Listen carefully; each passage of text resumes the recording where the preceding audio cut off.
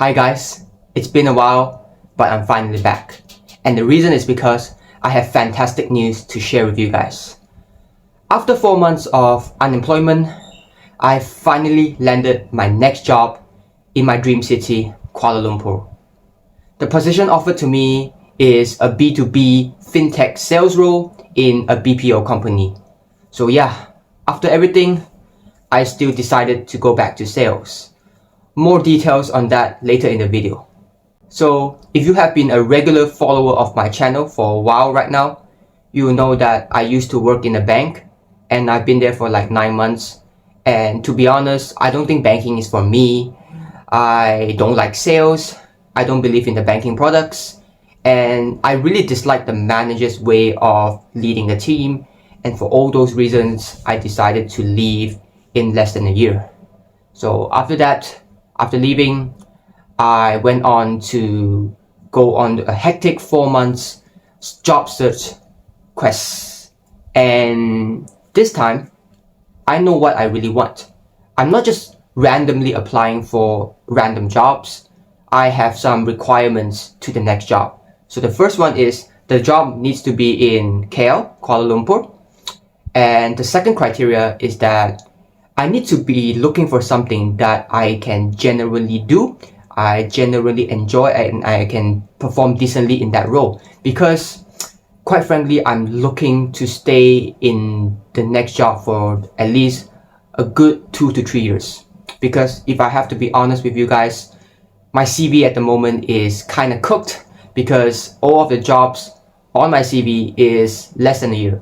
So if I land the next job and it did not went out well and I ended up staying there for less than a year again, that's gonna look really bad on my resume.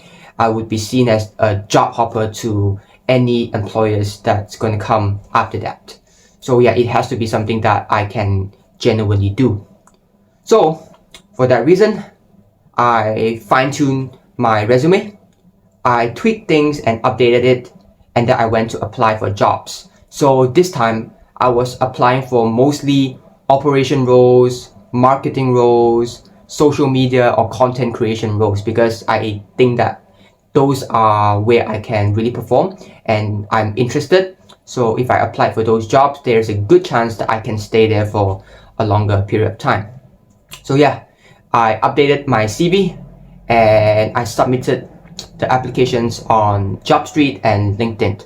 So I think at the time I've already submitted like hundreds of job applications already. Unfortunately, more than 90% of those jobs actually rejected me even before giving me a first time interview. So I don't know why. Maybe because they look at my CV and see that I'm from outside of KL, and because of this, they don't want to consider me because they're looking for someone inside of KL. So since I'm in another city, they might not want to consider, they don't want to waste time on me anyway, so they just reject. So the next day, I was like, literally, I go to my emails or I go to my JobStreet and I saw the message, you are unlikely to progress. And then maybe, of course, they look at my CV and they see that I have a banking experience, they see that I have a F&B experience, and it might not be a match to what they are looking for because I was applying for operation roles, I was applying for social media roles, maybe because all of the experience they see on there does not really fit what they are looking for, so they decided, let's not proceed with him. Or maybe perhaps they see that all my jobs are less than a year and they just think that I'm a job hopper and they think, no, I don't want to onboard this guy. I think it's a bit unfair because if you have at least given me the first round interview, we could have worked things out. You get to know me better, I get to know you better, you get to see if I'm the right fit for you, I get to see if you are the right fit for me. It's a two-way process, and if I know I did not perform well in this interview and you decided to not proceed with me, fair enough, I know better myself.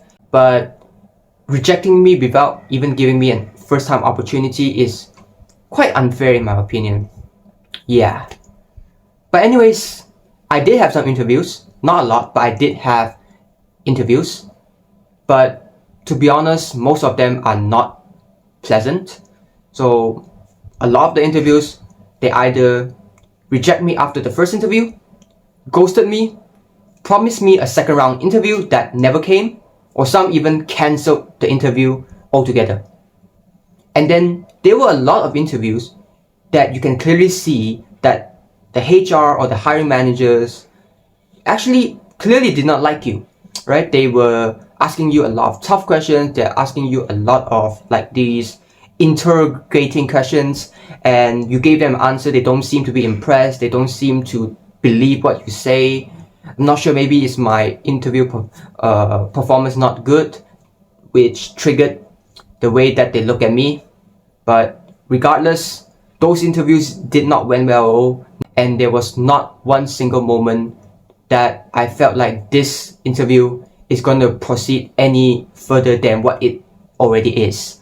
So it has been like that for the first, I would say, 2 months of job applications, constant rejection, and then unpleasant interviews. So quite frankly, at that point, I was at a very low point. I was tired, I was overwhelmed, I was feeling hopeless. I didn't necessarily regret quitting my job because I know exactly why I quit. It was not an impulse decision. I did not quit because, you know what, I was like rushed. I was not thinking clearly. I was thinking clearly because I know I left it because at that point when what my managers said to me, I already know that this is not an environment I want to stay in. I would not be able to carry out the responsibilities done by my bosses. So if I stay there for at least the next 3 months, quite frankly, it's just for the salary and it's for the fact that I can make my job experience a year. But other than that, I don't think there's any more valuable reason for me to stay there, so I decided to leave. So I did not regret. What I would say is that it finally exposed me to what the job market actually is, because everyone is saying like the job market now is very bad, don't quit your job, you won't be able to find a new job. I thought that they were exaggerating, but really they were not. It was really difficult to find a job. Like, I don't know why these companies, when they interview you, they are as if they're looking for someone like Tim Cook or Jeff Bezos. They ask you all these very difficult questions, and then they have this first round, second round, third round interviews. This is just a junior position, man, and you're just offering like $3,000 for the position, but then you are making the interview process so hectic. I don't understand. So yeah, that was the first thing I learned in the first 2 months. And quite frankly, after that, I kind of took a break from job applications, and maybe that's the reason why I prolonged my unemployment for 4 months, because if I consistently applied, maybe I could have landed a job faster, but that is all in the past. I took a break, and it's during this time I was like really thinking through, like, should I really go get a job or should I like go back to business?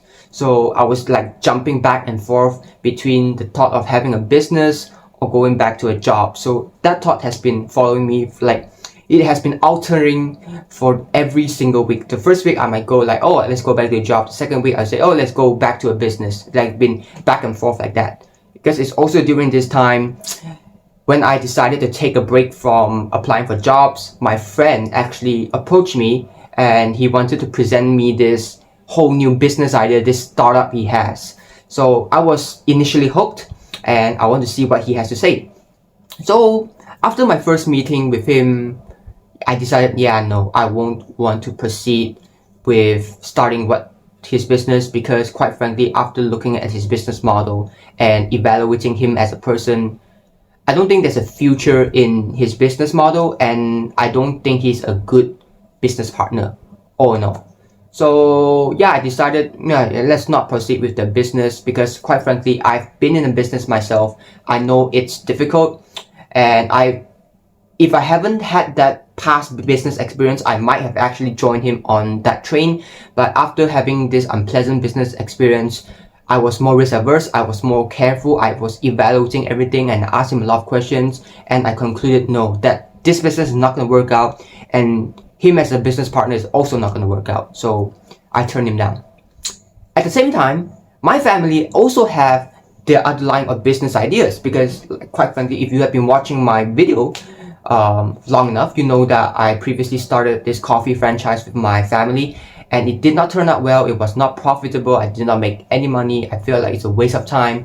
and I was just staying there because there was a 2 years contract. So my family said, you know what, after this coffee franchise contract ends, we're going to like start something new. We're going to not renew the contract. We're going to do our own brand. We're going to sell our own drinks. We're going to adjust the price, this and that. I was more hooked in that idea. So during that short period of time, I was thinking like, what are the new drinks I can include? Like, where's the new location? What was the name of the new business that might potentially come? And I was thinking, I was like really enthusiastic. But at the same time, when I evaluated my parents and I thought about it more deeply, I still think that wasn't worth it, because quite frankly speaking, my parents were also not the best business partners to work with. They don't seem to be having a lot of aspirations or vision or goals for the next business. They quite frankly want to continue the business mainly because of sunk cost fallacy and their financial situation. It was not really that they are really motivated to continue on in the food and beverage space, or they see a future in this industry. It's just mainly because they want to continue because of fear, because of ego, because of pride, and they really have no idea how to bring the business forward. They did not want to leave the initial location, which was already a red flag, which was already bad. There were no foot traffic. They did not want to leave because they think that, oh, they already established a very consistent, regular customer base there, and if they move, they would not be able to like get the same regular customers anymore. They already spend the money on the renovation. They don't want to spend it another place else and re-renovate. They don't want to do that. They want to use back the same recipes as the previous franchise, and just to add more drinks and increase the price. So when I look at the way that they want to plan for their business, yeah, I decided no, their goals and vision is not aligned with mine. So I decided, yeah, we cannot proceed with the business. So after all the thoughts, I still think that going back to a job is the more logical and viable option. So yeah, I went back to job search, and this time I was really firm. I was not jumping back and forth anymore. I was 100% focused on applying for jobs on Job Street. It was also during this time I discovered B2B sales. Not sure why. Maybe because it's the content I consume, the people I met, that made me come to this decision. Because previously I told myself I don't want to do sales, but now I'm going back to sales. So I don't know why. Maybe because I consume during this time, I consume a lot of these content on YouTube. A lot of these tech sales guys are coming up there saying, oh, how much they're earning and how sales will actually build you as a person, give you you grow so much, you learn so much, you earn so much. And I might be hooked for that. And quite frankly speaking, maybe because I was thinking like sales might have a lower barrier to entry, so they might be hiring all the time. I might have a better chance in landing something here. Or maybe because I met some of my friends, he's working as this sales guy, specifically business development executive guy, and he sells sandals for a company, and he's always like traveling, you know. He went to Korea, he went to Nigeria, he went to come to Malaysia. So he was like traveling outstation a lot. So it seems interesting to me. So I wanted to join this. I want to give this a try. So I applied again. I was looking for positions like B2B sales, business development executive, sales development executive, roles along this line. So I applied. I looked for companies that they're doing this. Then I just quick applied. And same thing. I got rejected or I got ghosted.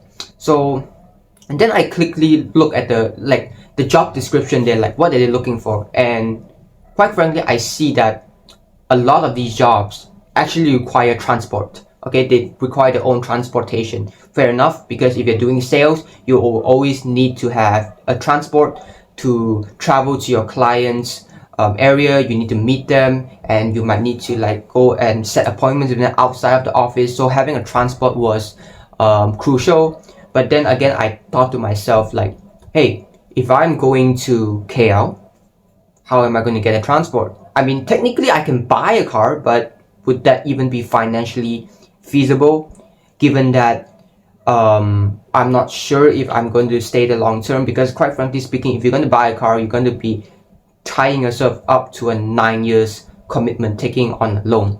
So 9 years loan for a job opportunity that you don't know whether it will land or whether it will last, I don't think that is a smart gamble. So if I were to get a sales job in KL, is it going to be worth it at all? So I decided, you know what, if I really want to continue on with this B2B space, then maybe I have to accept the fact that I can't be in KL. I can be in KL if I want to do other jobs like marketing or operations, because that does not require you to travel a lot, therefore you don't need a transport. But if you really want to develop in the B2B space and a transport is necessary, then maybe the smarter choice is to stay in my current city. My parents also told me to apply to my current city. For now, since you're not landing anything, I was thinking like, yeah, maybe that is what I can do. So I almost gave up on the KL opportunity, to be honest. So I applied. I looked at what B2B sales role is available here in my city, and I just click apply. Ironically, I'm getting more and more responses. I'm getting WhatsApp from companies asking if I'm still available. I'm getting emails asking me for an interview. Then it's at that point I kind of realized that maybe my location was really a hindrance, an obstacle for these companies to hire me. Because I look at all these KL jobs, none of them even want to give me a chance. But then I applied in my current city, a lot of them actually approached me. Even though a lot of them still did not went out well, I had a terrible HR, I had terrible interviews, but at least they were responding to me. So I was thinking, yeah, maybe I need to settle down. I need to start to accept the fact that I might stay here for a long time if I want to do B2B. But it's also at the same time, I ask myself this question, is that, do I really want this? Do I really want to stay here for the next 2 to 3 years and give up my dream of going to KL after I told so many of my friends that I will be going to KL for my next job? And then I told my ex-colleague, my ex-employer that I'm going to go to KL, but I stayed here. Do I really want that? And quite frankly, I thought to myself, no, I don't want that. So it was at that point I started to, continue apply to KL job until something lands. And any opportunities that offered to me in my current city, I just ignored all of that, because that's not what I want. Even if I get the job, I don't think I'll be happy. So yeah, I just continue apply for Kuala Lumpur jobs until the job that I am getting finally landed. Alright? And this job, right, I really want to talk about it. I am not sure if it's going to be a red flag or not. I am not sure if I'm going to like this company, because let me tell you what, the way I got this job was quite frankly too easy. You know how I got the job? So I got a call from the HR. So initially he asked me a few basic questions about myself, and then they actually offered me this position. It was initially in a telecommunication sales role, not my initial fintech sales role. So I was needed to do cold calling and sell these telecommunication, like, hey, do you want to get this phone package, like that, those kind of jobs. So initially I was offered that. I was not interested, to be honest, but when I looked at the location, it was quite strategic, close to the public transportation, and it was in a very popular mall. I would think that, oh yeah, maybe I can just give it a try, why not? And I responded yes, I would be going for the interview. Then the HR actually came back to me and said, after reviewing a CV, this is usually a red flag, because if the HR say after reviewing a CV and they come back to you, usually they would want to proceed with a rejection. But then this one didn't. He just say, after reviewing a CV, we think that we will be giving you another portfolio that is more aligned with your past experience. So they gave me the fintech portfolio. I said, okay. So I set up for the interview. And once I go into the interviewer asked me, do you know about our company? I did a little bit of research, not much, just a little bit. And I just explained to him what his company is about. Honestly, it wasn't the best explanation. I stuttered a bit, I fumbled a bit, but somehow he was impressed. He would say, yeah, you're right. That's good. That is exactly what our company is doing. So really weird why he was impressed, but I did not think much of it. So he proceeded to ask me to do a self-introduction. I did a self-introduction. Then he asked me about my past experience. I explained to him what I did in my past experience, what were my target, what were the products like. And immediately after that, he explained his company, he explained the job role, and he asked me what is my expected salary. Usually asking expected salary is a red flag because they are trying to see if you are offering them a good salary. So if you gave them a salary that they are not satisfied of, they might reject you or they might just nego and lowball you. So usually they have this strategy on how to answer this question, but I did not care. I just answered in a way I would know. So I gave them a range. Surprisingly, they say, okay, I can give you this amount and I will give you this allowance. And the training period is 7 days and the probation period is 3 months. They just list out everything down. They just told me what they're going to give me. I was like so shocked because in my past interviews, none of them have actually progressed past this far. So afterwards, they asked me like, when is the earliest you can start? I gave them a date and they were like, okay, we will try to finalize the offer for you either by today or next Monday. So because that was a Friday, so they Saturday and Sunday they were not working. So the offer might come today or Monday. So after that, I received a lot of the WhatsApp saying that the manager has quite positive feedback on me and they want to give me an offer, but they want me to sign this background check. So I just signed the background check. They gave me this and asked me if I'm taking this offer. So yeah, I did everything. And on Monday, they did a background check. On Tuesday, I got the job role. So from me interviewing and getting the job was 3 business days. And I was like, wow, that's too easy. Is this going to be a red flag? Because let me tell you what, I've told you, I've gone through all the past interviewers, all the interviews, ask you all these tough questions, interrogates you, giving you a hard time, and then there's going to be a first round, second round, third round interview. I understand why they're doing that because they want to make sure that they are hiring the best candidate. They don't want to waste their time, waste their resources on someone that's not qualified, and they want to save costs. So I understand where they're coming from.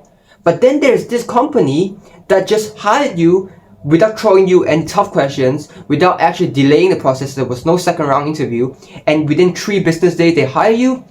It gives me the thought that they are probably desperate and they're just looking for anybody who's willing to take a job to go get in. So quite frankly speaking, there might be something wrong with the company. I don't know. So, but I still took it anyway. And the reason is because like this company, they tried to sell me, right? It's actually very close to the MRT. Yeah, walking distance within the MRT. So, and they told me that, oh, transport is not required for this role. We even can give you, if you are not willing to travel or you can't travel, we will give you a position where you don't travel. And they even told me that putting their company on my resume is going to be really, really good because the company is a very prestigious company. So they're just trying to sell me the company. So at that point, I was thinking whether it is really a red flag. But I still decided to accept it.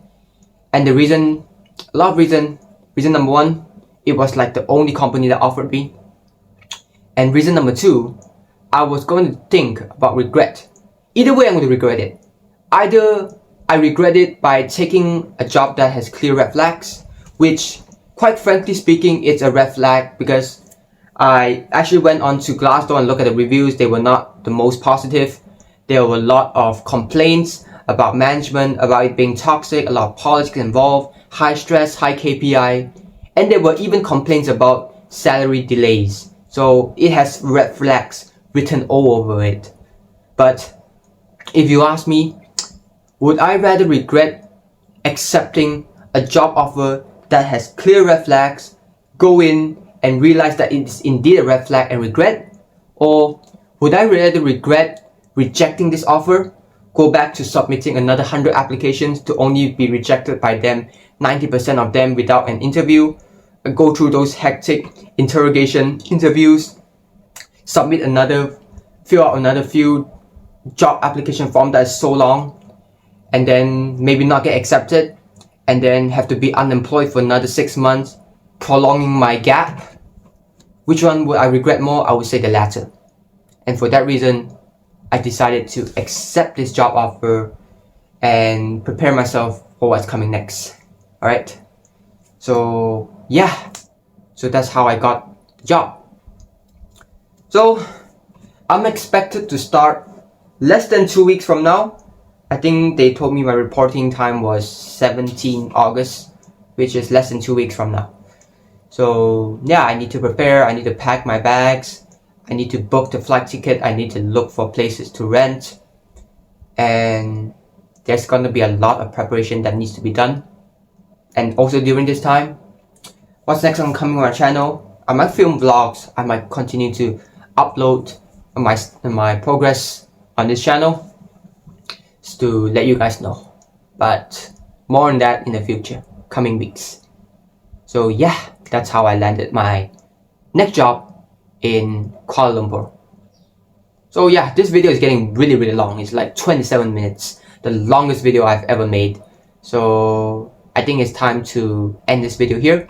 So I'll keep you guys updated what's coming next. I'll make vlogs, I will film my life in Kuala Lumpur. I'll update you guys once I did the job for a little while to let you guys know how I'm doing. But this video has to end now. Thank you guys for being so patient and listening to me, watching this video until the very end. I really appreciate it. And I'll see you in the next one. Peace out. Goodbye.